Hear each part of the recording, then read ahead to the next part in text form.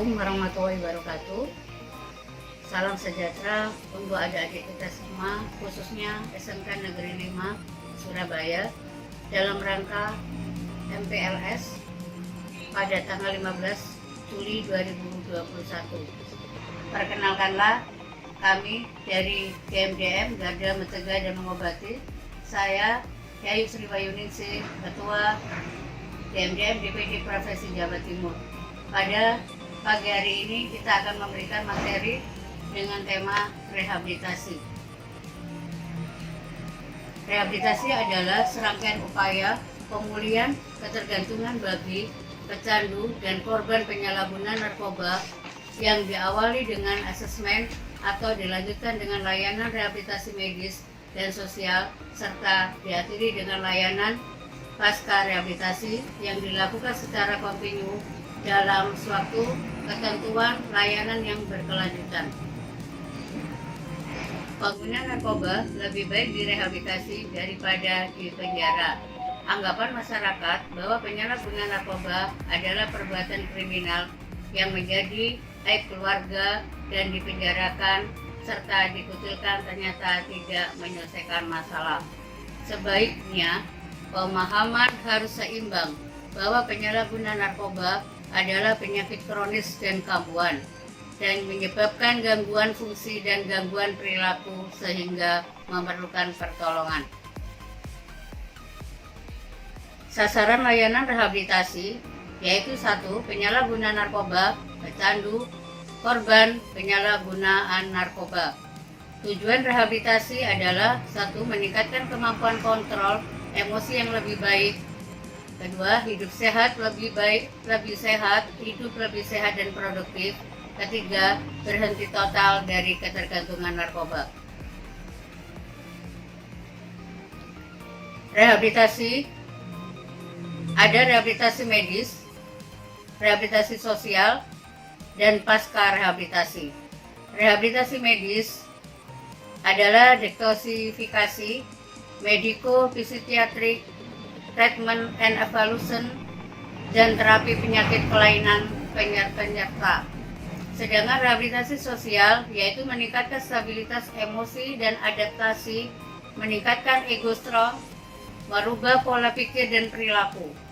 Pasca rehabilitasi, relapse prevention, pelatihan keterampilan atau vokasional, penyatuan kembali dalam lingkungan sosial. Adapun dalam rehabilitasi, ada dasar hukum pelaksanaan rehabilitasi. Di undang-undang yang tercantum dalam Undang-Undang 35 tahun 2009 tentang narkotika, yaitu di pasal 54. Pecandu narkotika dan korban penyalahgunaan narkotika wajib menjalani rehabilitasi medis dan rehabilitasi sosial. Dan di pasal 55 pada ayat 1, orang tua dan wali atau wali dari pecandu narkotika yang belum cukup umur wajib melaporkan ke lembaga rehabilitasi untuk mendapatkan rehabilitasi. Di ayat 2, pecandu narkotika yang sudah cukup umur wajib melaporkan diri ke lembaga rehabilitasi untuk mendapatkan rehabilitasi.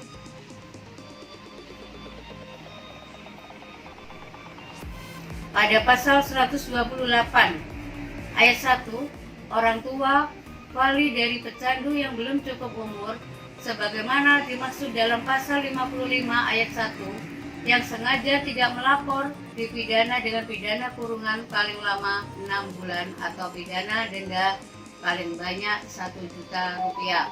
Di ayat 2, pecandu narkotika yang belum cukup umur dan telah dilaporkan oleh orang tua atau walinya sebagaimana dimaksud dalam pasal 55 ayat 1 tidak dituntut pidana. Ayat 3, pecandu narkotika yang telah cukup umur sebagaimana dimaksud di pasal 55 ayat 2 yang sedang menjalani rehabilitasi medis 2 kali masa perawatan dokter di rumah sakit dan atau lembaga rehabilitasi medis ditunjuk oleh pemerintah tidak dituntut pidana.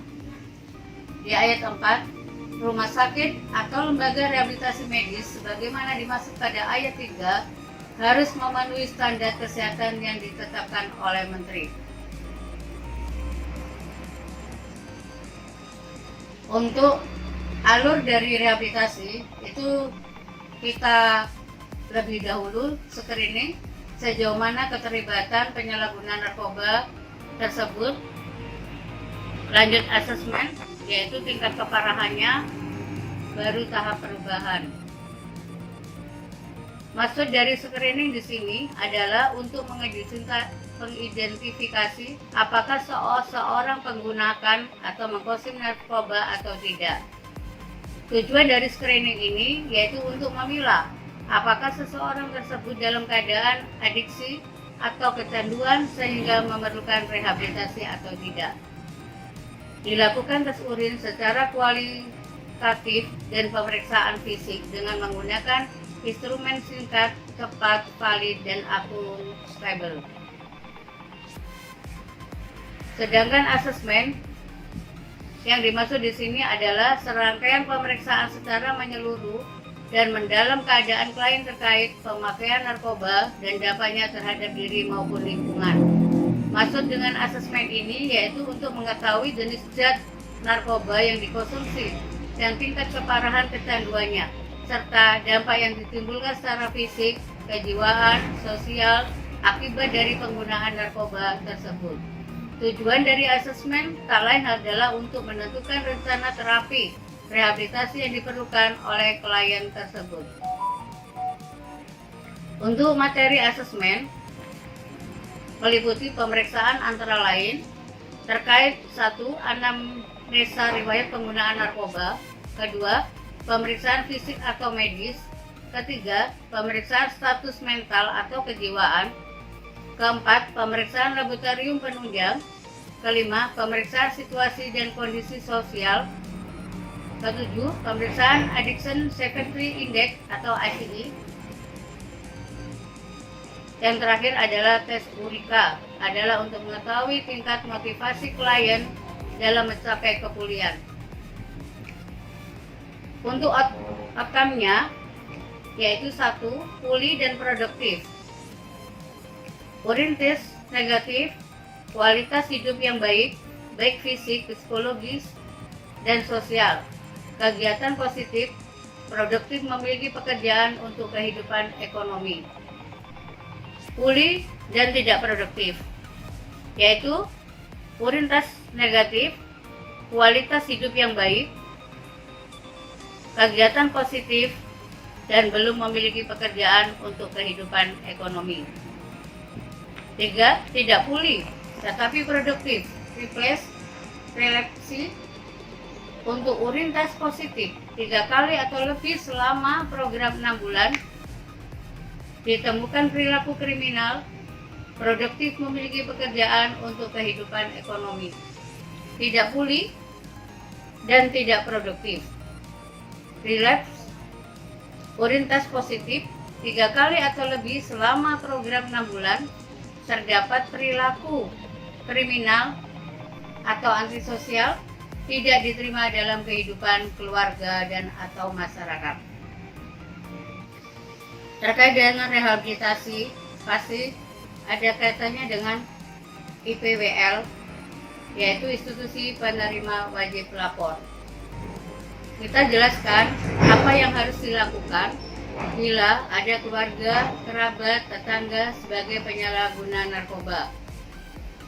Pertama, yaitu melaporkan pada kader penyalahgunaan narkoba, pengurus RT atau RW setempat. Bawalah pada IPWL, institusi penerima wajib lapor, Kemenkes, IPWL Kemensos, IPWL BNN, atau IPWL lembaga swasta mandiri.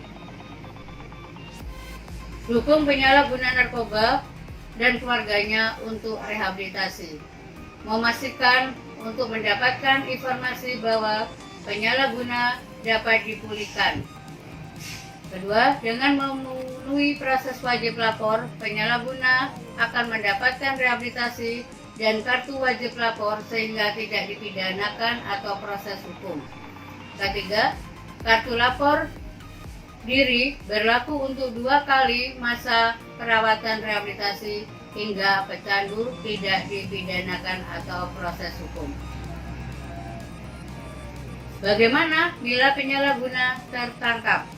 Penyalahguna atau pecandu yang tertangkap aparat dibawa ke BNN atau BNNP atau BNNK kota untuk ditangani oleh tim asesmen terpadu yang akan dilakukan asesmen oleh tim dokter dan tim hukum atas permintaan penyidik. Asesmen tim dokter atau medis melakukan analisis medis terkait riwayat penggunaan, berat ringannya pengguna, rencana rehabilitasi, serta status kesehatan umum atau psikologis.